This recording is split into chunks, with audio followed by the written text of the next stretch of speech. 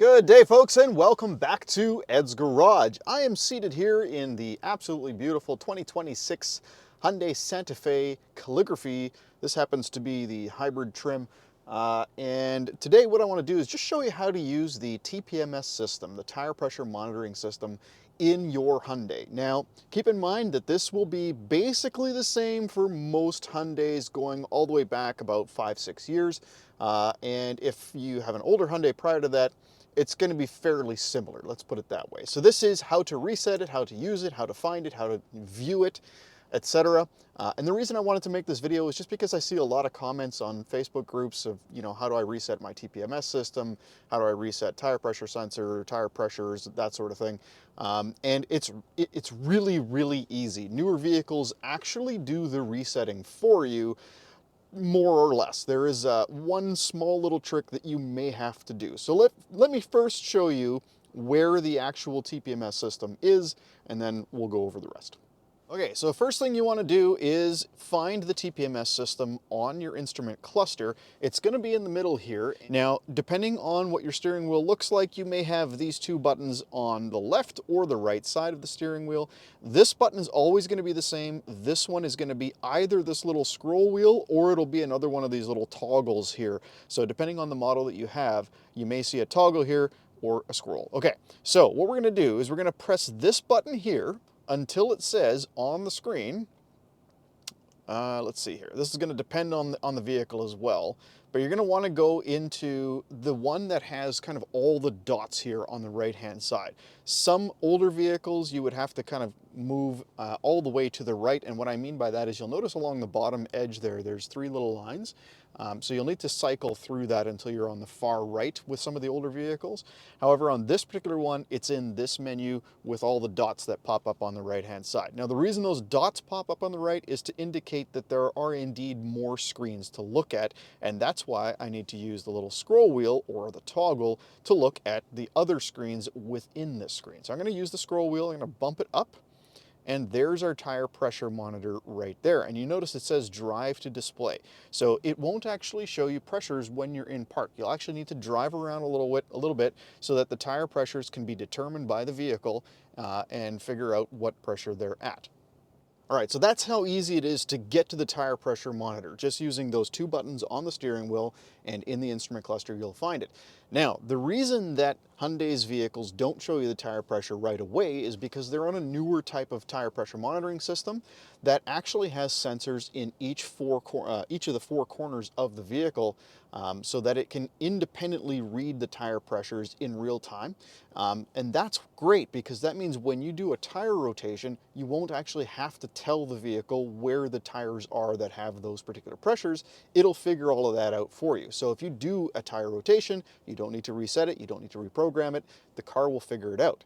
And subsequently, if you have a low tire and the vehicle tells you that one of the tires is low, again, don't fret, because once you pump it back up, well, you might need to fret, you might need to fix your tire, but once you pump it back up, it should figure that out eventually, and then the tire pressure warning will go away on its own. Here's the trick though, if it doesn't, pump the tire up about 5 psi higher than the pressure that it's supposed to be at, and I'll show you where to find that as well. Drive it around until the light goes out, and then lower the pressure down to the pressure that it's supposed to be at. Keep in mind that the tire pressures will change based on whether the tires are cold or warm. So after you've driven around a little bit, the tire pressure might actually go up a little bit further. You'll notice that with the other 3 tires as well. Okay, so where do you actually find the tire pressure recommendations by the manufacturer? Well, there's 2 places. One is in the manual. The other, which is a lot easier to find, is on the door placard. Let me show you where that is. Okay, so what you'll want to do is open up the driver's door and then look around the corner here, and there's our tire pressures for the front and the rear. You'll notice it puts it in kilopascals and PSI, so this one's rated for 36 PSI front and rear, but sometimes it'll have different pressures front and rear, so keep that in mind. All right, now one of the most common mistakes people make is pumping up the tires to the max safety rated pressure on the tire itself. What I'm talking about is right here. It says maximum pressure 51 PSI, okay? So that's max pressure. That is not what you're supposed to pump the tires up to. The pressure that you pump the tires up to depends on the vehicle itself, and the reason for that is because a heavier vehicle will require higher pressure than a lighter vehicle would. There are two very good reasons to never pump the tires up beyond what the manufacturer recommends of the vehicle, not the tire. And that is, at max pressure, you're much more likely to get a tire blowout if there's a slight defect in the tire.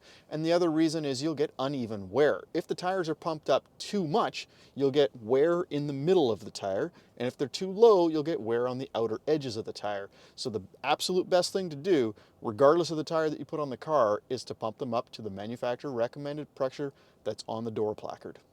Seeing as we're talking about tire pressures now, may as well tell you why you might want to drive at lower pressures sometimes. It'll depend.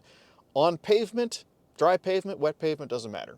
Pressure on the door placard is what this should be at. However, if you're getting stuck in snow, so if you're driving on, packed snow or wet slushy snow or whatever, maybe you want to drop that pressure down for a little extra grip. If you're off-roading, so if you're driving over extremely bumpy terrain, if you're rock crawling, those are times when you would lower the pressure down, but generally people who do a lot of off-roading will already know that. But that's really the only time that you would want to drop pressure down. The only time you might want to bump pressure up a little bit is, like I said, when you're trying to get the tire pressure monitoring system to reset, but that should only be 4 or 5 PSI max. The only other time you might want to do it is if you really want to get slightly better range and you have an EV, but just know you will wear your tires down in the middle faster, and that's not really recommended for a long period of time either. Keep in mind that higher pressures do also mean less grip, so on whether it's a wet road, dry road, doesn't matter, you will have less grip at higher pressures, and that's just because you'll have less contact with the rubber on the road. So keep that in mind as well.